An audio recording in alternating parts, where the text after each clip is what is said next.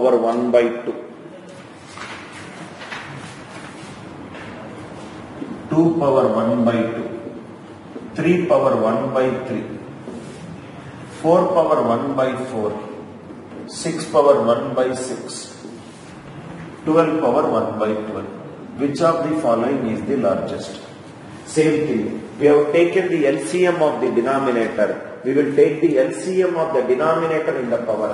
2, 3, 4, 6, 12. LCM is 12.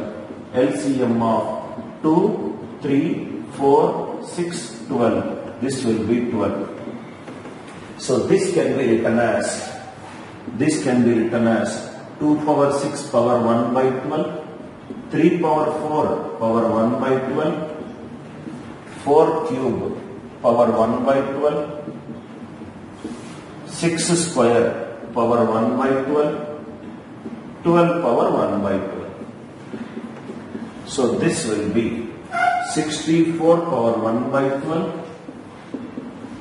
81 power 1 by 12.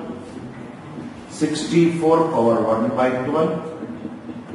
36 power 1 by 12. 12 power 1 by 12.